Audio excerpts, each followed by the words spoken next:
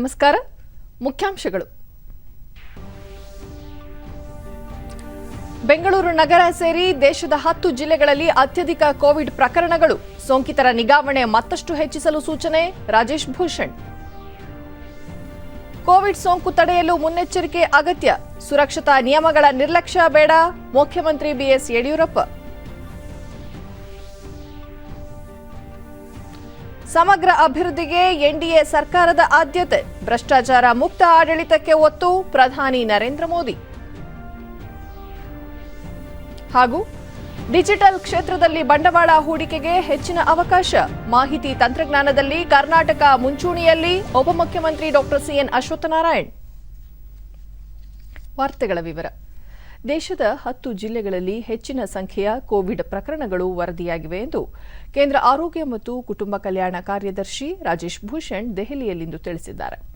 ಸುದ್ದಿಗೋಷ್ಠಿಯಲ್ಲಿ ಮಾತನಾಡುತ್ತಿದ್ದ ಅವರು, ಮುಂಬೈ, ನಾಗ್ಪುರ್, ಥಾಣೆ, ನಾಸಿಕ್, ಔರಂಗಾಬಾದ್, ಬೆಂಗಳೂರು ನಗರ, ನಾಂದೇಡ್, ದೆಹಲಿ, ಅಹಮದಾಬಾದ್ ನಗರಗಳಲ್ಲಿ ಹೆಚ್ಚಿನ ಸಂಖ್ಯೆಯ ಕೋವಿಡ್ ಪ್ರಕರಣಗಳು ವರದಿಯಾಗಿದೆ ಎಂದು ವಿವರಿಸಿದ್ದಾರೆ. ದೇಶದಲ್ಲಿ ಪಾಸಿಟಿವ್ ಪ್ರಕರಣಗಳ ವಾರದ ಸರಾಸರಿ ಪ್ರಮಾಣ 5.65%. ಮಹಾರಾಷ್ಟ್ರದಲ್ಲಿ 23%, ಪಂಜಾಬ್ 8.82%, ಛತ್ತೀಸ್ಗಢ 8%, ಮಧ್ಯಪ್ರದೇಶ 7.82%, ತಮಿಳುನಾಡು 2.50%, ಗುಜರಾತ್ 2.2%, ಕರ್ನಾಟಕ 2.45%, ದೆಹಲಿಯಲ್ಲಿ 2.4% ದಾಖಲಾಗಿದೆ ಎಂದು ಆರೋಗ್ಯ ಕಾರ್ಯದರ್ಶಿ ಅಂಕಿಅಂಶ ನೀಡಿದ್ದಾರೆ.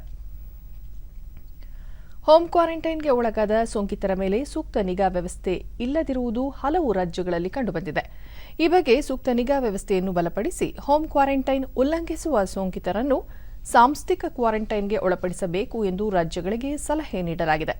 ಈ ನಿಟ್ಟಿನಲ್ಲಿ ದೆಹಲಿ ಸರ್ಕಾರ ಉತ್ತಮವಾಗಿ ಕಾರ್ಯನಿರ್ವಹಿಸುತ್ತಿದೆ ಎಂದು ಆರೋಗ್ಯ ಕಾರ್ಯದರ್ಶಿ ಹೇಳಿದರು.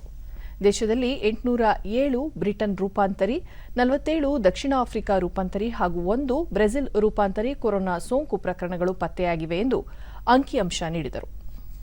Seen an increase in COVID cases in the country, and as I told you, ये अभी भी बढ़ रहा है और किन राज्यों में ये केसेस बढ़ रहे हैं वो हम आपको आगे दिखाएंगे. कर्नाटक में 23,800 से अधिक एक्टिव केसेस हैं. यहाँ प्रतिदिन फरवरी के दूसरे सप्ताह में लगभग 400 केस आते थे, 399. अब ये बढ़कर 2,594 हो गए हैं. एवरेज डेली फरवरी के दूसरे सप्ताह में लगभग 4 मृत्यु प्रतिदिन होती थी, ये बढ़कर अब 11 हो गई हैं. ದೇಶದ ಹಲವು ಜಿಲ್ಲೆಗಳಲ್ಲಿ ಕೊರೋನಾ ಪ್ರಕರಣಗಳು ತೀವ್ರ ರೀತಿಯಲ್ಲಿ ಹೆಚ್ಚಳಗೊಳ್ಳುತ್ತಿದ್ದು ಇಡೀ ದೇಶಕ್ಕೆ ಹಬ್ಬುವ ಅಪಾಯವಿದೆ. ಈ ಹಿನ್ನೆಲೆಯಲ್ಲಿ ಸೋಂಕು ತಡೆಗಟ್ಟಲು ಹಾಗೂ ಜನರ ಜೀವ ಉಳಿಸಲು ಎಲ್ಲ ಪ್ರಯತ್ನಗಳನ್ನು ಸರ್ಕಾರ ಕೈಗೊಳ್ಳುತ್ತಿದೆ ಎಂದು ನೀತಿ ಆಯೋಗದ ಸದಸ್ಯ ವಿಕೆ ಪಾಲ್ ತಿಳಿಸಿದರು.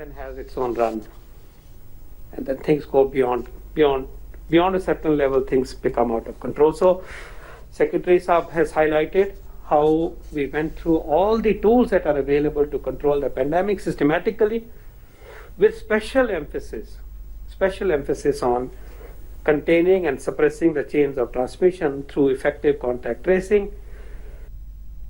ರಾಜ್ಯದಲ್ಲಿ ಇಂದು 2,975 ಕೋವಿಡ್ ಪ್ರಕರಣಗಳು ದೃಢಪಟ್ಟಿದ್ದು, ಇದರೊಂದಿಗೆ ಒಟ್ಟು ಸೋಂಕು ಪ್ರಕರಣಗಳ ಸಂಖ್ಯೆ 9,92,779ಕ್ಕೆ ಏರಿಕೆಯಾಗಿದೆ. ಇಂದು 1,262 ಮಂದಿ ಆಸ್ಪತ್ರೆಯಿಂದ ಬಿಡುಗಡೆಯಾಗಿದ್ದು, ಇದುವರೆಗೂ ಗುಣಮುಖರಾದವರ ಒಟ್ಟು ಸಂಖ್ಯೆ 9,54,678ಕ್ಕೆ ತಲುಪಿದೆ. ಇಂದು 21 ಮಂದಿ ಸಾವನ್ನಪ್ಪಿದ್ದು, ಮೃತಪಟ್ಟವರ ಸಂಖ್ಯೆ 12,541ಕ್ಕೆ ಏರಿಕೆಯಾಗಿದೆ. ಸದ್ಯ ರಾಜ್ಯದಲ್ಲಿ 25,541 ಸಕ್ರಿಯ ಪ್ರಕರಣಗಳಿವೆ. 240 ಮಂದಿ ರಾಜ್ಯದ ವಿವಿಧ ಆಸ್ಪತ್ರೆಗಳಲ್ಲಿ ತೀವ್ರ ನಿಗಾ ಘಟಕದಲ್ಲಿ ಚಿಕಿತ್ಸೆ ಪಡೆಯುತ್ತಿದ್ದಾರೆ. ಇಂದು 1,06,917 ಮಾದರಿಗಳ ಪರೀಕ್ಷೆ ನಡೆಸಿದ್ದು, ಇದುವರೆಗೂ 2,13,02,658 ಮಂದಿಗೆ ಕೊರೋನಾ ಪರೀಕ್ಷೆ ನಡೆಸಲಾಗಿದೆ ಎಂದು ಆರೋಗ್ಯ ಮತ್ತು ಕುಟುಂಬ ಕಲ್ಯಾಣ ಇಲಾಖೆ ತಿಳಿಸಿದೆ. ಬೆಂಗಳೂರಿನಲ್ಲಿ ಇಂದು 1,984 ಮಂದಿಗೆ ಸೋಂಕು ತಗುಲಿದ್ದು, ಒಟ್ಟು ಸೋಂಕು ಪ್ರಕರಣಗಳ ಸಂಖ್ಯೆ 4,31,899ಕ್ಕೆ ಏರಿಕೆಯಾಗಿದೆ. ಇಂದು 650 ಮಂದಿ ಆಸ್ಪತ್ರೆಯಿಂದ ಬಿಡುಗಡೆಯಾಗಿದ್ದು, ಇದುವರೆಗೂ ಗುಣಮುಖರಾದವರ ಸಂಖ್ಯೆ 4,09,715ಕ್ಕೆ ಏರಿಕೆಯಾಗಿದೆ. ಸದ್ಯ 17,582 ಸಕ್ರಿಯ ಪ್ರಕರಣಗಳಿವೆ. ಬೆಂಗಳೂರಿನಲ್ಲಿ 11 ಮಂದಿ ಮೃತಪಟ್ಟಿದ್ದು, ಇದುವರೆಗೂ ಒಟ್ಟು 4,601 ಮಂದಿ ಸಾವನ್ನಪ್ಪಿದ್ದಾರೆ. ಹಾವೇರಿಯಲ್ಲಿ ಸೋಂಕಿನ ಪ್ರಕರಣ ಪತ್ತೆಯಾಗಿಲ್ಲ. ಉಳಿದಂತೆ ರಾಜ್ಯದ ವಿವಿಧ ಜಿಲ್ಲೆಗಳಲ್ಲಿ ದಾಖಲಾಗಿರುವ ಸೋಂಕು ಪ್ರಕರಣಗಳ ಸಂಖ್ಯೆ ಈ ರೀತಿ ಇದೆ.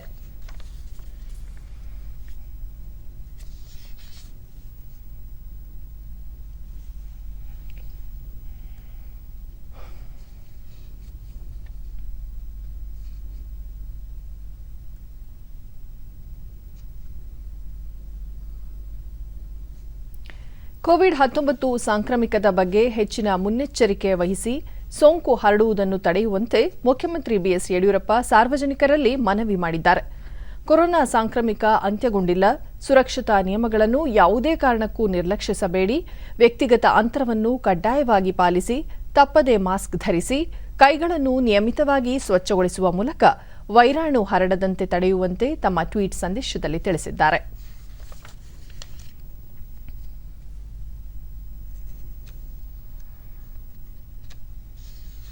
ವಿಮಾನ ನಿಲ್ದಾಣಗಳಲ್ಲಿ ಕೋವಿಡ್-19 ಶಿಷ್ಟಾಚಾರಗಳಿಗೆ ಸಂಬಂಧಿಸಿದಂತೆ ಕಣ್ಗಾವಲು ಹೆಚ್ಚಿಸುವಂತೆ ನಾಗರಿಕ ವಿಮಾನಯಾನದ ಮಹಾನಿರ್ದೇಶನಾಲಯ ಎಲ್ಲ ವಿಮಾನ ನಿಲ್ದಾಣಗಳಿಗೆ ಸಲಹೆ ನೀಡಿದೆ.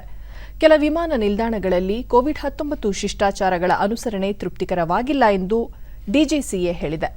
ವಿಮಾನ ನಿಲ್ದಾಣಗಳ ಒಳಗೆ ಸೂಕ್ತ ರೀತಿಯಲ್ಲಿ ಮಾಸ್ಕ್ ಧರಿಸುವುದು, ವ್ಯಕ್ತಿಗತ ಅಂತರ ಕಾಪಾಡುವುದು ಸೇರಿದಂತೆ ಎಲ್ಲ ಕೋವಿಡ್ ನಿಯಮಗಳನ್ನು ಕಟ್ಟುನಿಟ್ಟಾಗಿ ಜಾರಿಗೊಳಿಸುವಂತೆ ವಿಮಾನ ನಿಲ್ದಾಣಗಳ ಅಧಿಕಾರಿಗಳಿಗೆ ಸೂಚನೆ ನೀಡಿದೆ. ಒಂದೊಮ್ಮೆ ಶಿಷ್ಟಾಚಾರಗಳನ್ನು ಉಲ್ಲಂಘಿಸಿದರೆ ದಂಡ ವಿಧಿಸುವಂತೆ ಸೂಚಿಸಿದೆ. ಕೊರೋನಾ ಲಸಿಕೆ ಕುರಿತಂತೆ ಸಾಕಷ್ಟು ಜನರಲ್ಲಿ ಈಗಲೂ ಸಂಶಯಗಳಿವೆ. ಆದರೆ ಸಾಮಾಜಿಕ ಮಾಧ್ಯಮಗಳಲ್ಲಿ ಹರಿದಾಡುತ್ತಿರುವ ತಪ್ಪು ಮಾಹಿತಿಗಳನ್ನು ಜನರು ನಂಬಬಾರದು. ಭಾರತದಲ್ಲಿ ಲಭ್ಯವಿರುವ 2 ಲಸಿಕೆಗಳು ಅತ್ಯಂತ ಸುರಕ್ಷಿತ ಹಾಗೂ ಪರಿಣಾಮಕಾರಿ ಎಂದು ಕೇಂದ್ರ ಆರೋಗ್ಯ ಮತ್ತು ಕುಟುಂಬ ಕಲ್ಯಾಣ ಸಚಿವ ಡಾ ಹರ್ಷವರ್ಧನ್ ಸ್ಪಷ್ಟಪಡಿಸಿದರು.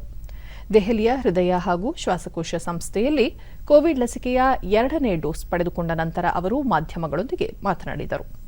ಕೊರೋನಾ ಲಸಿಕೆ ಪಡೆದುಕೊಂಡವರು ಕೋವಿಡ್ ಸೋಂಕಿಗೆ ಒಳಗಾಗುತ್ತಿರುವುದು ಅಪರೂಪದ ಪ್ರಕರಣವಾಗಿದೆ. ಲಸಿಕೆ ಪಡೆದುಕೊಂಡ ನಂತರ ಕೊರೋನಾ ಪರೀಕ್ಷೆಯಲ್ಲಿ ಪಾಸಿಟಿವ್ ಕಂಡುಬಂದರೆ ಅಂತವರು ಆಸ್ಪತ್ರೆಗೆ ಅಥವಾ ಐಸಿಯು ವಾರ್ಡ್ಗೆ ದಾಖಲಾಗುವ ಅವಕಾಶಗಳು ಕನಿಷ್ಠ ಪ್ರಮಾಣದಲ್ಲಿರುತ್ತವೆ ಎಂದು ಹೇಳಿದರು. ಕಳೆದ 28 ದಿನಗಳಲ್ಲಿ ದೇಶದ 430 ಜಿಲ್ಲೆಗಳಲ್ಲಿ ಒಂದೇ ಒಂದು ಕೊರೋನಾ ವೈರಸ್ ಪ್ರಕರಣ ವರದಿಯಾಗಿಲ್ಲ. ಪರಿಸ್ಥಿತಿ ನಿಯಂತ್ರಣದಲ್ಲಿದೆ. ಆದರೆ ನಾವು ಕೋವಿಡ್ ನಿಯಮಾವಳಿಗಳನ್ನು ಕಟ್ಟುನಿಟ್ಟಾಗಿ ಪಾಲಿಸಬೇಕು ಎಂದು ಸಚಿವರು ತಿಳಿಸಿದ್ದಾರೆ. ದೇಶದಲ್ಲಿ 7 ಕೊರೋನಾ ಲಸಿಕೆಗಳು ಕ್ಲಿನಿಕಲ್ ಪ್ರಯೋಗದ ಹಂತದಲ್ಲಿವೆ. ಕೆಲವು ಪ್ರಯೋಗಗಳು ಅಂತಿಮ ಹಂತದಲ್ಲಿವೆ. 12ಕ್ಕೂ ಹೆಚ್ಚು ಲಸಿಕೆಗಳು ಕ್ಲಿನಿಕಲ್ ಪ್ರಯೋಗ ಪೂರ್ವ ಹಂತದಲ್ಲಿವೆ ಎಂದು ಆರೋಗ್ಯ ಸಚಿವರು ವಿವರಿಸಿದರು. वैक्सीन लगने के बाद भी हो गया, लेकिन अगर हो भी जाता है तो कोई बहुत चिंता का विषय नहीं है. ये समझने की कोशिश करिए कि जो वैक्सीन है इसका जो है, जहां एक तरफ ये हमें प्रोटेक्शन और हमारी सुरक्षा को स्ट्रेंथन करती है, दूसरी तरफ वैक्सीन लगने के बाद अगर आपको कोविड मान लीजिए होने की संभावना भी होती है तो शायद कोविड के कारण उस पर गंभीरता की ओर बढ़ने की संभावना, हॉस्पिटलाइजेशन होने की संभावना, आईसीयू में जाने की संभावना, वेंटिलेटर पर जाने की संभावना, प्राणों को बड़े पैमाने पर खतरा होने की संभावना, ये सारी संभावनाएं जो है वो बहुत नगण्य हो जाती हैं. और भारत ने दुनिया भर में सबसे बेहतरीन परफॉर्मेंस उस ट्रीटमेंट को, प्रोसेस को, मोडालिटीज़ को अडॉप्ट करके ही अपनाया है, जिसमें कि हम जो बार बार बोलते हैं टेस्ट करना, ट्रैक करना और ट्रीट करना, और ये सारे काम अर्ली करना. तो टेस्टिंग बड़ी मात्रा में करना. ये ಲಸಿಕೆ ಪಡೆದುಕೊಂಡ ನಂತರ ಅರ್ಧ ತಾಸು ವೈದ್ಯಕೀಯ ಪರಿಣಿತರ ನಿಗಾದಲ್ಲಿದ್ದ ಆರೋಗ್ಯ ಸಚಿವರು ಬಳಿಕ ಕೋವಿಡ್ ಲಸಿಕೆ ಅಭಿಯಾನದ ಪರಿಶೀಲನೆ ನಡೆಸಿದರು. ಇದೇ ಸಂದರ್ಭದಲ್ಲಿ ಅವರು ಕೋವಿಡ್ ಲಸಿಕೆ ಅಭಿಯಾನದ ಪ್ರಗತಿ ಕುರಿತು ಆರೋಗ್ಯಾಧಿಕಾರಿಗಳೊಂದಿಗೆ ಸಮಾಲೋಚನೆ ನಡೆಸಿದರು. 4 ರಾಜ್ಯಗಳು ಹಾಗೂ 1 ಕೇಂದ್ರಾಡಳಿತ ಪ್ರದೇಶದಲ್ಲಿ ನಡೆಯುತ್ತಿರುವ ವಿಧಾನಸಭಾ ಚುನಾವಣೆಗೆ ರಾಜಕೀಯ ಪಕ್ಷಗಳ ಪ್ರಚಾರದ ಭರಾಟೆ ತೀವ್ರಗೊಂಡಿದೆ. ವಿವಿಧ ಪಕ್ಷಗಳ ಅಗ್ರ ನಾಯಕರು ತಮ್ಮ ಅಭ್ಯರ್ಥಿಗಳ ಪರ ಬಿರುಸಿನ ಪ್ರಚಾರ ನಡೆಸಿದರು.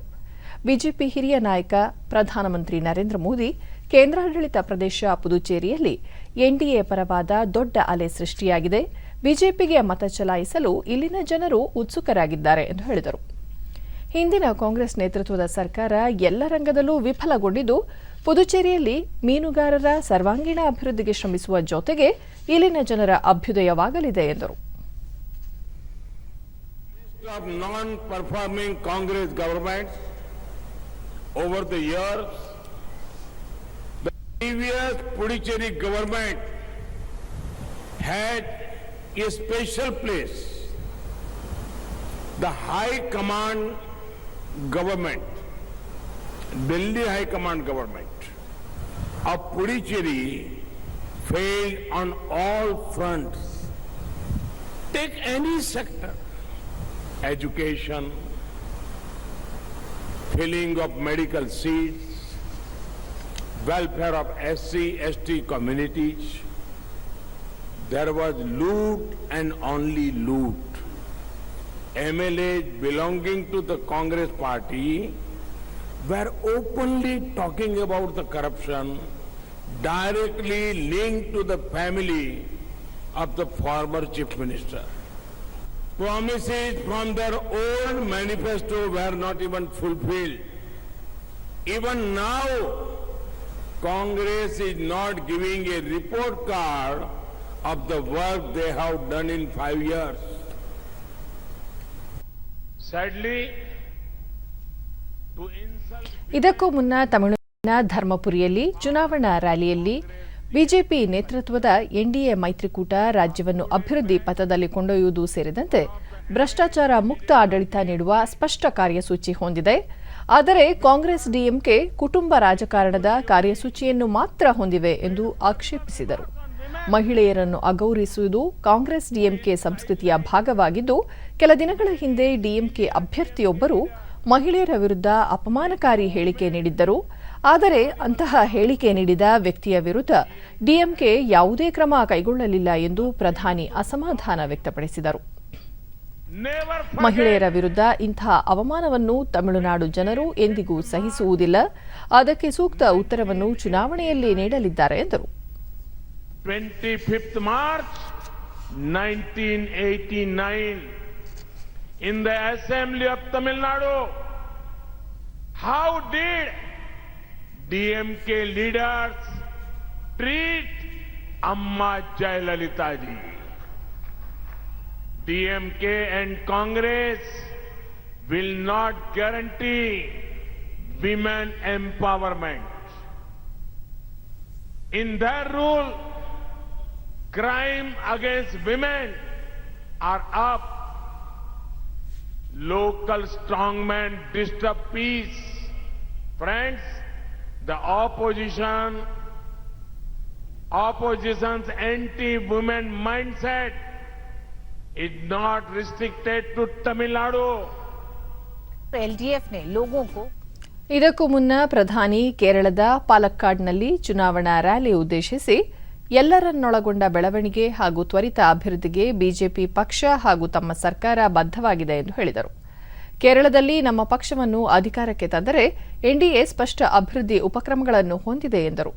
ಬದುಕಿನ ಎಲ್ಲಾ ವಲಯಗಳಲ್ಲಿ ಭ್ರಷ್ಟಾಚಾರ ಹಾಗೂ ಸ್ವಜನ ಪಕ್ಷಪಾತ ತಾಂಡವವಾಡುತ್ತಿದೆ.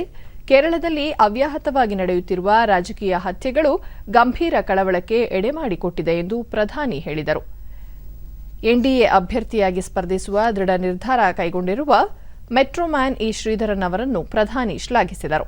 ತಂತ್ರಜ್ಞ ಇ ಶ್ರೀಧರನ್ ವಿಶೇಷವಾಗಿ ಯುವಜನರಲ್ಲಿ ಸ್ಫೂರ್ತಿದಾಯಕ ವ್ಯಕ್ತಿಯಾಗಿದ್ದಾರೆ ಎಂದರು.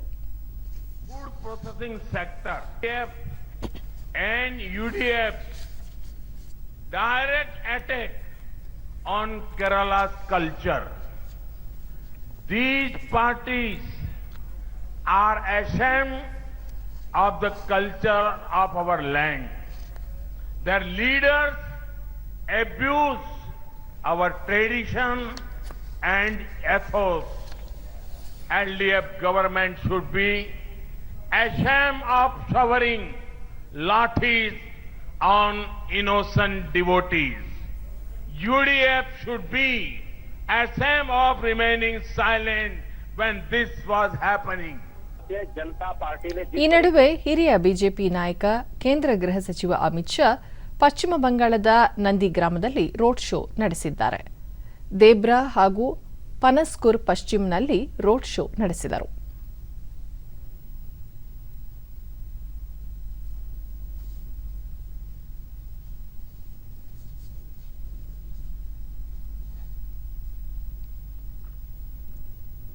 ಬಿಜೆಪಿ ರಾಷ್ಟ್ರೀಯ ಅಧ್ಯಕ್ಷ ಜೆಪಿ ನಡ್ಡಾ ಅಸ್ಸಾಂನ ಧರ್ಮಪುರ್ನಲ್ಲಿ ಚುನಾವಣಾ ಸಭೆ ಉದ್ದೇಶಿಸಿ ಬಿಜೆಪಿ ರಾಜ್ಯದಲ್ಲಿ ಮತ್ತೆ ಅಧಿಕಾರಕ್ಕೆ ಬಂದರೆ ರಾಜ್ಯವನ್ನು ಅಭಿವೃದ್ಧಿ ಪಥದತ್ತ ಕೊಂಡೊಯ್ಯಲಾಗುವುದು ಎಂದರು.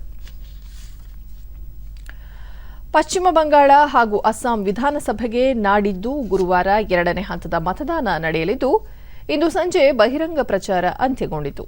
ವಿಶೇಷವಾಗಿ ಪಶ್ಚಿಮ ಬಂಗಾಳದಲ್ಲಿ ಈ ಹಂತದಲ್ಲಿ 30 ವಿಧಾನಸಭಾ ಕ್ಷೇತ್ರಗಳಿಗೆ ಮತದಾನ ನಡೆಯಲಿದ್ದು, ಮುಖ್ಯಮಂತ್ರಿ ಮಮತಾ ಬ್ಯಾನರ್ಜಿ ಸೇರಿದಂತೆ 171 ಅಭ್ಯರ್ಥಿಗಳು ಕಣದಲ್ಲಿದ್ದಾರೆ. ರಾಜ್ಯದಲ್ಲಿ 8 ಹಂತಗಳಲ್ಲಿ ಚುನಾವಣೆ ನಿಗದಿಯಾಗಿದ್ದು, ಮೊದಲ ಹಂತದ ಚುನಾವಣೆ ಇದೇ 27ರಂದು ನಡೆದಿತ್ತು. ಗುರುವಾರ 2ನೇ ಹಂತದ ಚುನಾವಣೆ ನಡೆಯಲಿದೆ. ಅಸ್ಸಾಂನಲ್ಲಿ 39 ಕ್ಷೇತ್ರಗಳಿಗೆ ಗುರುವಾರ ನಡೆಯಲಿರುವ 2ನೇ ಹಂತದ ಚುನಾವಣೆಯಲ್ಲಿ 26 ಮಹಿಳೆಯರು ಸೇರಿದಂತೆ ಒಟ್ಟು 345 ಅಭ್ಯರ್ಥಿಗಳು ಕಣದಲ್ಲಿದ್ದಾರೆ. 3 ಹಂತದಲ್ಲಿ ರಾಜ್ಯದಲ್ಲಿ ಚುನಾವಣೆ ನಡೆಯಲಿದೆ. ಬೆಳಗಾವಿ ಲೋಕಸಭಾ ಉಪಚುನಾವಣೆ ಹಿನ್ನೆಲೆ ಇಂದು ಬಿಜೆಪಿ ಅಭ್ಯರ್ಥಿ ಮಂಗಳಾ ಸುರೇಶ್ ಅಂಗಡಿ ನಾಮಪತ್ರ ಸಲ್ಲಿಸಿದರು. ಈ ಸಂದರ್ಭದಲ್ಲಿ ಮುಖ್ಯಮಂತ್ರಿ ಬಿಎಸ್ ಯಡಿಯೂರಪ್ಪ, ಬಿಜೆಪಿ ರಾಜ್ಯಾಧ್ಯಕ್ಷ ನಳಿನ್ ಕುಮಾರ್ ಕಟೀಲ್, ಉಪಮುಖ್ಯಮಂತ್ರಿ ಗೋವಿಂದ ಕಾರಜೋಳ, ಕೇಂದ್ರ ಸಚಿವ ಪ್ರಹ್ಲಾದ್ ಜೋಶಿ, ಸಚಿವರುಗಳಾದ ಕೆಎಸ್ ಈಶ್ವರಪ್ಪ, ಜಗದೀಶ್ ಶೆಟ್ಟರ್ ಸೇರಿದಂತೆ ಪಕ್ಷದ ಮುಖಂಡರು ಉಪಸ್ಥಿತರಿದ್ದರು.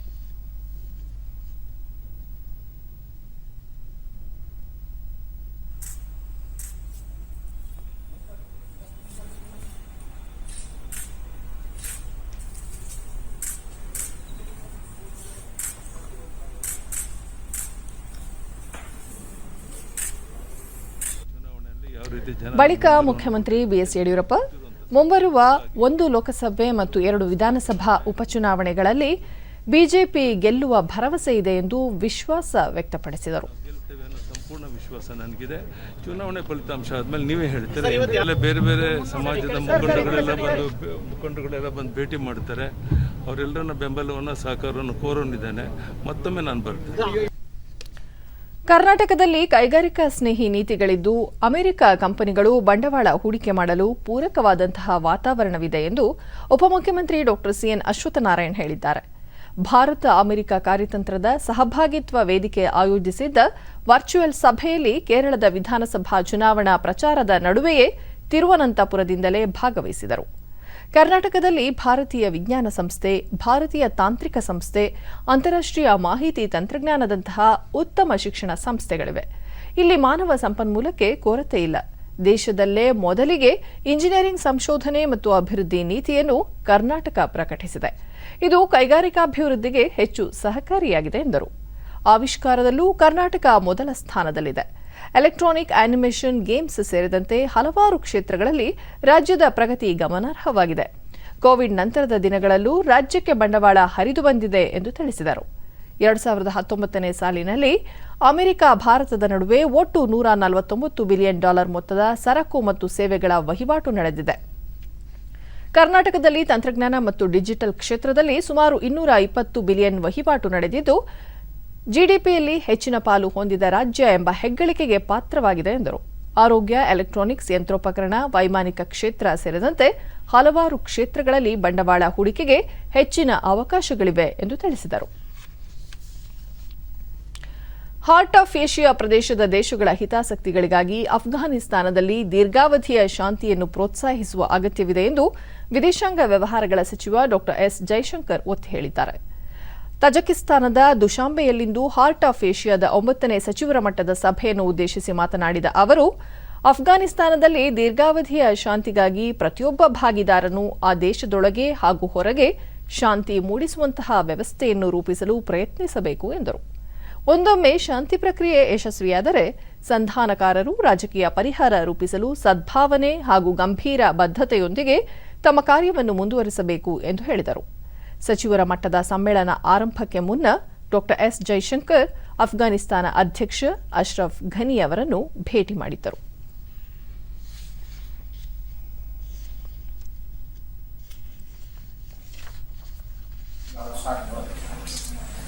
like the Chabahar Fort in Iran and the dedicated air freight corridors between the cities of India and Afghanistan are part of our efforts.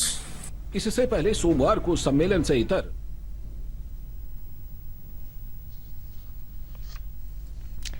ದೇಶದಲ್ಲಿ ನಿರಂತರವಾಗಿ ಕೋವಿಡ್-19 ಪರೀಕ್ಷಾ ಕಾರ್ಯ ತೀವ್ರಗತಿಯಲ್ಲಿ ಮುಂದುವರೆದಿದೆ.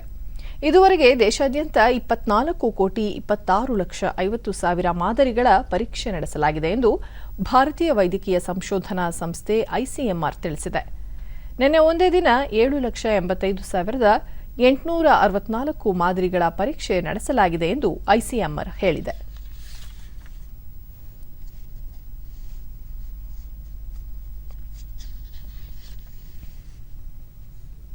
ಕೋವಿಡ್-19 ಸೋಂಕಿನ ಮೂಲ ಕುರಿತ ವರದಿಯನ್ನು ವಿಶ್ವ ಆರೋಗ್ಯ ಸಂಸ್ಥೆ WHO ಇಂದು ಬಿಡುಗಡೆ ಮಾಡಲಿದೆ. ಕೋವಿಡ್ ಸೋಂಕು ಪ್ರಾಣಿಗಳಿಂದ ಮನುಷ್ಯರಿಗೆ ವರ್ಗಾವಣೆಯಾಗಿರುವ ಸಾಧ್ಯತೆ ಇದೆ ಎಂದು ಪತ್ತೆ ಮಾಡಲಾಗಿದೆ. ಚೈನಾ ಅಥವಾ ಆಗ್ನೇಯ ಏಷ್ಯಾದಲ್ಲಿ ಈ ಸೋಂಕು ಪ್ರಾಣಿಗಳಲ್ಲಿ ಕಾಣಿಸಿಕೊಂಡಿದ್ದು, ನಂತರ ವುಹಾನ್ನ ಮಾರುಕಟ್ಟೆಗೆ ಇದು ಪ್ರವೇಶಿಸಿರುವ ಸಾಧ್ಯತೆ ಇದೆ ಎಂದು ಸುದ್ದಿಸಂಸ್ಥೆ ವರದಿ ಮಾಡಿದೆ. ವಿಶ್ವ ಆರೋಗ್ಯ ಸಂಸ್ಥೆಯ ಮಹಾನಿರ್ದೇಶಕ ಟೆಡ್ರೋಸ್ ಅಧನೋಮ್ ಗೆಬ್ರಿಯಾಸಿಸ್ ಸೋಂಕಿನ ಮೂಲ ಕುರಿತ ಎಲ್ಲ ಗೊಂದಲಗಳಿಗೆ ಈ ವರದಿ ಉತ್ತರ ನೀಡಲಿದೆ ಎಂದು ತಿಳಿಸಿದ್ದಾರೆ. ಕರಕುಶಲ ವಸ್ತುಗಳ ಬೇಡಿಕೆ ಹಾಗೂ ತಯಾರಿಕೆಗೆ ಪ್ರೋತ್ಸಾಹ ನೀಡುವ ಅಗತ್ಯವಿದೆ. ಇವುಗಳ ಉತ್ಪಾದನೆ ಹೆಚ್ಚಿಸುವ ಜೊತೆಗೆ ಉತ್ತಮ ಮಾರುಕಟ್ಟೆ ಒದಗಿಸಿ ಸಾರ್ವಜನಿಕರನ್ನು ಆಕರ್ಷಿಸುವ ಅವಶ್ಯಕತೆ. ಈ ನಿಟ್ಟಿನಲ್ಲಿ ಮೈಸೂರಿನ ಜೆಎಸ್ಎಸ್ ಅರ್ಬನ್ ಹಾತ್ನಲ್ಲಿ ಆಯೋಜಿಸಿರುವ ಕೈಮಗ್ಗ ಮತ್ತು ಕರಕುಶಲ ವಸ್ತು ಪ್ರದರ್ಶನಕ್ಕೆ ಉತ್ತಮ ಪ್ರತಿಕ್ರಿಯೆ ವ್ಯಕ್ತವಾಗುತ್ತಿದೆ. ಈ ಕುರಿತು ಒಂದು ವರದಿ. ಕೈಮಗ್ಗ ಮತ್ತು ಜವಳಿ ಇಲಾಖೆ, ಕರ್ನಾಟಕ ರಾಜ್ಯ ಸಹಕಾರಿ ಕೈಮಗ್ಗ ನೇಕಾರರ ಮಹಾಮಂಡಳಿ ಸಂಯುಕ್ತಾಶ್ರಯದಲ್ಲಿ ಕೈಮಗ್ಗ ಮತ್ತು ಕರಕುಶಲ ವಸ್ತು ಪ್ರದರ್ಶನ ಆಯೋಜಿಸಲಾಗಿದೆ. ಏಪ್ರಿಲ್ 11ರವರೆಗೂ ನಡೆಯಲಿರುವ ಈ ಮೇಳಕ್ಕೆ ಜೆಎಸ್ಎಸ್ ಲೆಕ್ಕ ಪರಿಶೋಧನಾ ವಿಭಾಗದ ನಿರ್ದೇಶಕ ಕೆಆರ್ ಸಂತಾನಂ ಚಾಲನೆ ನೀಡಿದರು. ಈ ಮೇಳದಲ್ಲಿ ವಿವಿಧ ಆಕೃತಿಯ ಮಡಿಕೆಗಳು, ಮರದಿಂದ ತಯಾರಿಸಿದ ಆಟಿಕೆಗಳು, ಬುಟ್ಟಿಗಳು ಸೇರಿದಂತೆ ವಿವಿಧ ವಿನ್ಯಾಸದ ಕರಕುಶಲ ವಸ್ತುಗಳು ಹಾಗೂ ವಿವಿಧ ರಾಜ್ಯಗಳ ಅಪ್ಪಟ ರೇಷ್ಮೆ ಸೀರೆ, ಇಳಕಲ್ ಸೀರೆ ಸೇರಿದಂತೆ ಹಲವು ವಿಶೇಷ ಸೀರೆಗಳನ್ನು ಪ್ರದರ್ಶನ ಹಾಗೂ ಮಾರಾಟಕ್ಕೆ ಇಡಲಾಗಿದೆ. ವಸ್ತು ಪ್ರದರ್ಶನ ಆರಂಭವಾದ ಮೊದಲ ದಿನವೇ ಹೆಚ್ಚಿನ ಸಂಖ್ಯೆಯ ವೀಕ್ಷಕರು ಆಗಮಿಸುತ್ತಿದ್ದು, ಗ್ರಾಹಕರಿಂದ ಉತ್ತಮ ಸ್ಪಂದನೆ ವ್ಯಕ್ತವಾಗುತ್ತಿದೆ. ಇಲ್ಲಿಗೆ ಬರುವ ಪ್ರತಿಯೊಬ್ಬರೂ ಕಡ್ಡಾಯವಾಗಿ ಮಾಸ್ಕ್ ಧರಿಸಿ ಕೋವಿಡ್ ನಿಯಮಗಳನ್ನು ಪಾಲಿಸುವಂತೆ ನಿರ್ದೇಶನ ನೀಡಲಾಗಿದೆ. ಗದಗದ ಕುಶಲಕರ್ಮಿ ದೌಲೇಶ್ ನೈಸರ್ಗಿಕವಾಗಿ ದೊರೆಯುವ ಕಚ್ಚಾ ವಸ್ತುಗಳ ಮೂಲಕ ಕೈಚೀಲಗಳನ್ನು ತಯಾರಿಸಲಾಗಿದೆ. ಇದರಿಂದ 40 ಮಹಿಳೆಯರಿಗೆ ಜೀವನಾಧಾರ ರೂಪಿಸಿಕೊಳ್ಳಲು ಸಾಧ್ಯವಾಗಿದೆ ಎನ್ನುತ್ತಾರೆ. ನಾವು ಹುಲ್ಲು, ಆಮೇಲೆ ಇದೆಲ್ಲ ಬುಟ್ಟಿ, ಆಮೇಲೆ ಅಂಚೆಕಡ್ಡೆ, ಆಮೇಲೆ ಇದು ಲೆದರು, ಇದರಿಂದೆಲ್ಲ ನಾವು ಕ್ರಾಫ್ಟ್ ವರ್ಕ್ ಮಾಡ್ತಾ ಇದ್ದೀವಿ. ಕ್ರಮೇಣ ಇದು ನಮ್ಮದು ಕೈ ಕೆಲಸನೇ, ಮತ್ತು ಯಾವುದೂ ಮಷಿನ್ ವರ್ಕ್ ಇಲ್ಲ ಇದರಲ್ಲಿ.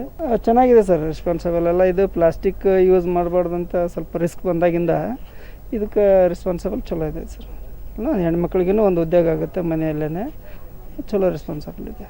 ಧಾರವಾಡದ ಕುಶಲಕರ್ಮಿ ಶಾರದ ಪುರಾತನ ಕಾಲದಿಂದಲೂ ಇಳಕಲ್ ಸೀರೆಗಳು ಹೆಸರುವಾಸಿಯಾಗಿದ್ದು, ಕಾಲಕ್ಕೆ ತಕ್ಕಂತೆ ವಿನ್ಯಾಸ ಬದಲಾವಣೆ ಮಾಡಿಕೊಳ್ಳಲಾಗಿದೆ ಎಂದು ತಿಳಿಸಿದರು. ಪುರಾತನ ಕಾಲದಿಂದನೂ ಬಂದೈತ್ರಿ ಸರ್ ಅದು. ಆದರೆ ಈ ಥರ ಡಿಸೈನ್ಸ್ ಬೇರೆ ಎಲ್ಲೂ ರೆಡಿ ಮಾಡೋದಿಲ್ಲ. ಇದು ಟ್ರೆಡಿಷ್ನಲ್ ಆಗೇ ಬರ್ತೈತಿ. ಇದ್ರೊಳಗೆ ನಾವೇನು ಈಗಿನ ಜನರಿಗೆ ಏನು ಬೇಕು ಅನ್ನೋದು ಸ್ವಲ್ಪ ನಾವು ಚೇಂಜ್ ಮಾಡ್ಕೊತ, ಮತ್ತು ಇಳಕಲ್ ಸೀರೆ ನಮ್ದು ಧಾರವಾಡ ಕಸೂತಿ ಹಾಕ್ತೀವಿ ರೀ, hand work, machine work, cotton problem, ಹಿಂಗಾಗಿ ಸ್ವಲ್ಪ ಎಲ್ಲ ತುಟ್ಟಾಗಿದಾವೆ ಸರ್ ಅದೆಲ್ಲ. ಈಗೆಲ್ಲ ಇಳಕಲ್ ಸೀರೆ ಅಂದರೆ ಕ್ವಾಲಿಟಿ ಚೆನ್ನಾಗಿ ಬರ್ತದೆ ಸರ್, ಅಷ್ಟೇ ಮತ್ತೇನೆ. ಕೆಆರ್ ಸಂತಾನಂ ನೇಕಾರರಿಗೆ ಉತ್ತೇಜನ ನೀಡಲು ಪ್ರತಿ ವರ್ಷ ಮೇಳ, ಕರಕುಶಲ ವಸ್ತುಗಳ ಪ್ರದರ್ಶನ ಹಾಗೂ ಮಾರಾಟದ ವ್ಯವಸ್ಥೆಯನ್ನು ಮಾಡಲಾಗುತ್ತಿದೆ. ವಿವಿಧ ಜಿಲ್ಲೆಗಳಿಂದ 100ಕ್ಕೂ ಹೆಚ್ಚು ಕರಕುಶಲ ಕರ್ಮಿಗಳು ಮೇಳದಲ್ಲಿ ಭಾಗಿಯಾಗಿದ್ದು, ಉತ್ತಮ ವಹಿವಾಟು ನಡೆದಿರುವುದು ಸಂತಸದ ಸಂಗತಿ ಎಂದು ಹರ್ಷ ವ್ಯಕ್ತಪಡಿಸಿದರು. ನೇಕಾರಿದಾರಲ್ಲ ಅವರಿಗೆಲ್ಲ ಒಂದು ಉತ್ತೇಜನ ಮಾಡಬೇಕು ಒಂದು ಈ ಅರ್ಬನ್ ಹಾತಲ್ಲಿ ಪ್ರಾರಂಭ ಮಾಡ್ತು. 2003-4 ಪ್ರಾರಂಭ ಮಾಡಿದ್ದು, ಇದುವರೆಗೂ 116 ಮೇಳಗಳನ್ನು ನಡೆಸಿದ್ದೀವಿ. ಪ್ರಾರಂಭದಲ್ಲಿ 30-40 ಜನ ಕರಕುಶಲ ಇವರು ಹಾಗೂ ನೇಕಾರರು ಬರ್ತಾಯಿದ್ರು. ಇವತ್ತು ದಿನ 130-140 ಜನ ಬರ್ತಾಯಿದ್ದಾರೆ. ಈ 116 ಏನು ಒಂದು ಎಕ್ಸಿಬಿಷನ್ ನಡೆದಿದೆ, ಅದರಲ್ಲಿ ನಮ್ಮ 37 ಕೋಟಿಗೂ ಅಧಿಕ ಒಂದು ವಹಿವಾಟು ನಡೆದಿದೆ. ಇದು ಒಂದು ಬಿಗ್ ಅಚೀವ್ಮೆಂಟ್ ಆಫ್ ನಮ್ಮ JSS ಅರ್ಬನ್ ಹಾತ್ ಹಾಗೂ ರಾಜ್ಯ ಸರ್ಕಾರ ಕೇಂದ್ರ ಸರ್ಕಾರಗಳ ಒಂದು ಇದು ಕೊಡುಗೆ ಯಾವುದು ನಮ್ಮ ನೇಕಾರರಿಗೆ ಆರ್ಟಿಸನ್ಸ್ಗೆ. ಸಾಮಾನ್ಯ ಮರಗಳಿಗಿಂತಲೂ ಹೆಚ್ಚಿನ ಇಳುವರಿ ನೀಡುವ ಉತ್ಕೃಷ್ಟ ರುಚಿ, ಗಾತ್ರ, ಬಣ್ಣ ಹೊಂದಿರುವ ವಿನೂತನ ತಳಿಯ ಹುಣಸೆ ಮರವನ್ನು ಭಾರತೀಯ ತೋಟಗಾರಿಕಾ ಸಂಶೋಧನಾ ಸಂಸ್ಥೆ ವಿಜ್ಞಾನಿಗಳು ಗುರುತಿಸಿದ್ದು ಆ ತಳಿಗೆ ರೈತನ ಹೆಸರನ್ನೇ ನಾಮಕರಣ ಮಾಡಿದ್ದಾರೆ. ತುಮಕೂರು ತಾಲೂಕು ನಂದಿಹಳ್ಳಿಯ ರೈತ ಲಕ್ಷ್ಮಣ ಎಂಬುವವರು 40 ವರ್ಷಗಳ ಹಿಂದೆ ನೆರೆಯ ಗ್ರಾಮದಿಂದ ತಂದು ಬಿತ್ತನೆ ಮಾಡಿದ ಹುಣಸೆ ಬೀಜ ಇಂದು ಬೃಹದಾಕಾರವಾಗಿ ಬೆಳೆದು ಉತ್ತಮ ಫಸಲು ನೀಡುತ್ತಿದೆ. ಸಾಮಾನ್ಯ ಮರಗಳು 1.5 ಕ್ವಿಂಟಾಲ್ ಇಳುವರಿ ನೀಡಿದರೆ ಈ ಮರ 2.5 ಕ್ವಿಂಟಾಲ್ ಇಳುವರಿ ನೀಡುತ್ತಿದೆ. ಹಣ್ಣಿನ ಗಾತ್ರ ಮತ್ತು ಹುಳಿಯ ಪ್ರಮಾಣ ಉತ್ಕೃಷ್ಟವಾಗಿರುವುದರಿಂದ ಮಾರುಕಟ್ಟೆಯಲ್ಲಿ ಬೇಡಿಕೆ ಕೂಡ ಹೆಚ್ಚಿದೆ. ಭಾರತೀಯ ತೋಟಗಾರಿಕಾ ಸಂಶೋಧನಾ ಸಂಸ್ಥೆಯ ವಿಜ್ಞಾನಿ ಡಾ ಜಿ ಕರುಣಾಕರನ್ ಅವರು ಕಳೆದ 4 ವರ್ಷಗಳಿಂದ ಈ ಮರದ ಕುರಿತು ಅಧ್ಯಯನ ನಡೆಸಿದ್ದಾರೆ. ನಿರಂತರವಾಗಿ ಒಂದೇ ಸಮನಾದ ಇಳುವರಿ ನೀಡುತ್ತಿದೆ. ಕಡಿಮೆ ನೀರಿನಲ್ಲಿ ಹುಲುಸಾಗಿ ಬೆಳೆಯುವ ಗುಣ ಹೊಂದಿದೆ. ಹೀಗಾಗಿ ಹುಣಸೆ ಹಣ್ಣಿಗೆ ಲಕ್ಷ್ಮಣ ತಳಿ ಎಂದೇ ನಾಮಕರಣ ಮಾಡಿದ್ದಾರೆ. ಮಳೆಯಾಶ್ರಿತ ಪ್ರದೇಶಗಳಲ್ಲಿನ ರೈತರಿಗೆ ಈ ರೀತಿ ತಳಿಗಳು ಹೆಚ್ಚು ಲಾಭ ತಂದುಕೊಡುತ್ತವೆ. ತಮಿಳುನಾಡು, ದುಬೈ ಸೇರಿದಂತೆ ಜಾಗತಿಕ ಮಾರುಕಟ್ಟೆಯಲ್ಲಿ ಈ ಹುಣಸೆ ಹಣ್ಣಿಗೆ ಬೇಡಿಕೆ ಹೆಚ್ಚಾಗುತ್ತಿದೆ. ಡಿಡಿ ನ್ಯೂಸ್ನೊಂದಿಗೆ ರೈತ ಲಕ್ಷ್ಮಣಪ್ಪ, ಈ ಹುಣಸೆ ಮರ ಒಳ್ಳೆಯ ಫಸಲು ನೀಡುತ್ತಿದ್ದು ವಿಜ್ಞಾನಿಗಳು ನೂತನ ತಳಿಗೆ ತಮ್ಮ ಹೆಸರನ್ನೇ ನಾಮಕರಣ ಮಾಡಿರುವುದು ಸಂತಸ ತಂದಿದೆ ಎಂದು ಹೇಳಿದರು. ವ್ಯಾಪಾರ ಮಾಡಿ ನಮಗೆ ಚೆನ್ನಾಗೈತಿ ಬೀಜ ಅಂತ ಹೇಳ್ಬಿಟ್ಟು ಅಲ್ಲಿ ಅನಿಸಿತ್ತು. ಅದನ್ನು ತಂದುಬಿಟ್ಟು ನಾವೇ ಮಾಡಿದ್ವಿ, ಗಿಡ ಬೆಳೆಸಿ. ಈಗ ನೋಡ್ರಿ ಎದುರುಗೆರೆ ಗಿಡ ಇದು 2 ಒಂದೇ ಸಾರಿ ನಾಟಿ ಮಾಡಿದ್ವಿ. ಇದು ಈ ಬೇರೆ ಥರ ಆಗಿದೆ. ಇದು ಒಳ್ಳೆಯ ತಳಿ. ನಮಗೆ ತುಂಬ ತುಂಬ ತುಂಬ ಸಂತೋಷ. ಹೆಂಗೆ ನನ್ನ ಹೆಸರ ಮೇಲೆ ಒಂದು ತಳಿ ಬಿಡುಗಡೆ ಆಯ್ತಲ್ಲ, ಅದೇ ನಮಗೆ ಸಂತೋಷ. ವಿಜ್ಞಾನಿ ಡಾ ಕರುಣಾಕರನ್ ಸಾಕಷ್ಟು ಪೌಷ್ಟಿಕಾಂಶಗಳನ್ನು ಹೊಂದಿರುವ ಈ ತಳಿಗೆ ಭಾರತೀಯ ತೋಟಗಾರಿಕಾ ಸಂಶೋಧನಾ ಸಂಸ್ಥೆ ನಿರ್ದೇಶಕರಾದ ಡಾ MR ದಿನೇಶ್ ಅವರು ಲಕ್ಷ್ಮಣ ತಳಿ ಎಂದು ನಾಮಕರಣ ಮಾಡಿದ್ದಾರೆ ಎಂದು ಹೇಳಿದರು. ಪ್ರೀಮಿಯಂ ಪ್ರೈಸ್ ಮಾರ್ಕೆಟ್ ಹೋಗ್ತಾ ಇತ್ತು. ಸೊ ಇದರಿಂದ ಏನು ಮಾಡಿದ್ವಿ, ಈ ತಳಿನ ನಾವು ಅಂದರೆ ಭಾರತೀಯ ತೋಟಗಾರಿಕಾ ಸಂಶೋಧನಾ ಕೇಂದ್ರ ಏನು ಮಾಡಿದ್ವಿ, ಒಂದು ರೈತರ ತಳಿಯಾಗಿ ನಾವು ಏನು ಮಾಡಿದ್ವಿ, ಲಕ್ಷ್ಮಣ ಹೆಸರಲ್ಲ ನಾವು ಬಿಡುಗಡೆ ಮಾಡಿದ್ದೀವಿ. ನೈಋತ್ಯ ವಲಯದಲ್ಲಿ ಬೆಂಗಳೂರಿನ ರೈಲ್ವೆ ನಿಲ್ದಾಣ ಮೊಟ್ಟ ಮೊದಲ ಹವಾನಿಯಂತ್ರಿತ ವ್ಯವಸ್ಥೆ ಹೊಂದುವ ಮೂಲಕ ಹೆಗ್ಗಳಿಕೆಗೆ ಪಾತ್ರವಾಗುತ್ತಿದೆ ಎಂದು ನೈಋತ್ಯ ವಲಯದ ಮಹಾಪ್ರಬಂಧಕ ಅನೀಶ್ ಹೆಗಡೆ ತಿಳಿಸಿದ್ದಾರೆ. ಸುದ್ದಿಗೋಷ್ಠಿಯಲ್ಲಿ ಅವರು ಕಳೆದ 2 ವರ್ಷಗಳಲ್ಲಿ ನೈಋತ್ಯ ರೈಲ್ವೆ ವಲಯದಲ್ಲಾಗಿರುವ ಅಭಿವೃದ್ಧಿ ಕುರಿತು ಮಾಹಿತಿ ನೀಡಿದರು. ರೈಲ್ವೆ ಅಪಘಾತಗಳ ಸಂಖ್ಯೆ ಗಣನೀಯವಾಗಿ ಕಡಿಮೆಯಾಗಿವೆ. 363 ಕಿಲೋಮೀಟರ್ವರೆಗೂ ಜೋಡಿ ರೈಲು ಮಾರ್ಗ ನಿರ್ಮಿಸಲಾಗಿದೆ. ಹುಬ್ಬಳ್ಳಿಯಲ್ಲಿ ಪ್ಲಾಟ್ಫಾರ್ಮ್ಗಳ ಸಂಖ್ಯೆಯನ್ನು 8ಕ್ಕೆ ಹೆಚ್ಚಿಸಲಾಗಿದೆ. ಬೆಂಗಳೂರಿನ ಯಶವಂತಪುರ ಸೇರಿದಂತೆ ಹಲವು ರೈಲ್ವೆ ನಿಲ್ದಾಣದಲ್ಲಿ ನೂತನ ಕಟ್ಟಡಗಳನ್ನು ನಿರ್ಮಿಸಲಾಗಿದೆ ಎಂದರು. ಹೊಸ ರೈಲುಗಳ ಸಂಚಾರ ಹೆಚ್ಚಿರುವುದರಿಂದ ಪ್ರಯಾಣಿಕರಿಗೆ ಅನುಕೂಲವಾಗಿದೆ. ಸರಕು ಸಾಗಾಣಿಕೆಗೂ ಅವಕಾಶ ಕಲ್ಪಿಸಲಾಗಿದ್ದು ಆಹಾರ ಸಾಮಗ್ರಿಗಳು ಹಾಗೂ ರಸಗೊಬ್ಬರ ಸಾಗಾಣಿಕೆ ಮಾಡಲಾಗಿದೆ ಎಂದರು. ಹಂಗೆ ಪ್ಯಾಸೆಂಜರ್ ಅಮೆನಿಟೀಸ್ ಇಂಪ್ರೂವ್ ಮಾಡೋದು, ಹೊಸ ಸ್ಟೇಷನ್ ಬಿಲ್ಡಿಂಗ್ಗಳು ಎಲ್ಲ ಕಡೆನೂ ಬೆಳಗಾವಿ, ಧಾರವಾಡ, ದಾವಣಗೆರೆ, ಹಂಗೆ ಯಶವಂತಪುರ ಇದೆಲ್ಲ ಕಡೆನೂ ಕೂಡ ಹೊಸ ಸ್ಟೇಷನ್ ಬಿಲ್ಡಿಂಗ್ ಕನ್ಸ್ಟ್ರಕ್ಟ್ ಮಾಡಿಸೋದು, ಇರೋ ಬಿಲ್ಡಿಂಗನ್ನು ಇಂಪ್ರೂವ್ಮೆಂಟ್ ಮಾಡಿರೋದು ಕೆಲಸಗಳಿಗೆ ಕೂಡ ಅವರು ಡಿಸೈನ್ ಮಾಡಿಬಿಟ್ಟು ಅದನ್ನೆಲ್ಲ ಕಂಪ್ಲೀಟ್ ಮಾಡಿಸಿದ್ದಾರೆ. ಹಾಗೆ ಹುಬ್ಬಳ್ಳಿ ಯಾರ್ಡ್ ಅವರೇ ರಿಮಾಡೆಲಿಂಗ್ ಮಾಡಿಸ್ಬೇಕಂತೆ ಅವರ ಯೋಚನೆ ಇತ್ತು. ಅದೆಲ್ಲ ಅವ್ರ ಪ್ಲ್ಯಾನ್ ಮಾಡಿಬಿಟ್ಟು ಹುಬ್ಳಿದಲ್ಲಿ ಈಗ ಇರೋ 5 ಪ್ಲ್ಯಾಟ್ಫಾರ್ಮ್ಗಳನ್ನು 8 ಮಾಡಿಬಿಟ್ಟು ಹಂಗೆ 3 ಸೈಡ್ರಿಂದ ಮುಂಚೆ ಸಿಂಗಲ್ ಲೈನ್ ಇತ್ತು, ಅದನ್ನು ಈಗ ಡಬ್ಲಿಂಗ್ ಮಾಡಿಸ್ಬಿಟ್ಟು ಅದರಿಂದನೇ ವರ್ಲ್ಡ್ಸ್ ಲಾಂಗೆಸ್ಟ್ ಪ್ಲ್ಯಾಟ್ಫಾರ್ಮ್ ಹುಬ್ಬಳ್ಳಿದಲ್ಲಿ ಈಗ ಫಂಕ್ಷನಲ್ ಇದೆ. ಇದು ಗಿನ್ನಿಸ್ ರೆಕಾರ್ಡ್ ಬುಕ್ಕಲ್ಲಿ ಕೂಡ ಎಂಟ್ರಿ ಆಗ್ತಾ ಇದೆ.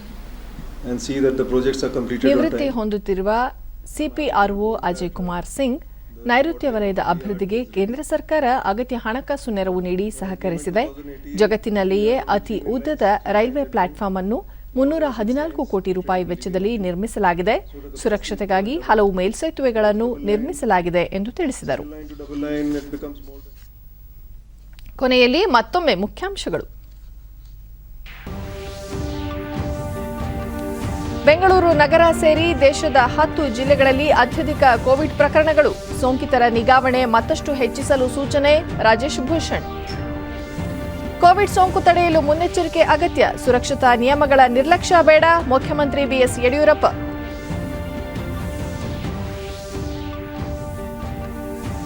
ಸಮಗ್ರ ಅಭಿವೃದ್ಧಿಗೆ NDA ಸರ್ಕಾರದ ಆದ್ಯತೆ, ಭ್ರಷ್ಟಾಚಾರ ಮುಕ್ತ ಆಡಳಿತಕ್ಕೆ ಒತ್ತು, ಪ್ರಧಾನಿ ನರೇಂದ್ರ ಮೋದಿ.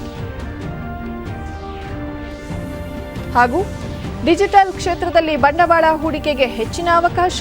ಮಾಹಿತಿ ತಂತ್ರಜ್ಞಾನದಲ್ಲಿ ಕರ್ನಾಟಕ ಮುಂಚೂಣಿಯಲ್ಲಿ ಉಪಮುಖ್ಯಮಂತ್ರಿ ಡಾಕ್ಟರ್ ಸಿಎನ್ ಅಶ್ವತ್ಥನಾರಾಯಣ್.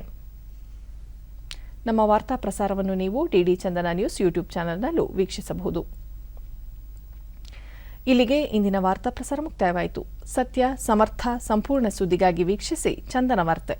ನಮ್ಮ ಮುಂದಿನ ವಾರ್ತಾ ಪ್ರಸಾರ ನಾಳೆ ಬೆಳಗ್ಗೆ 7:30 ನಮಸ್ಕಾರ.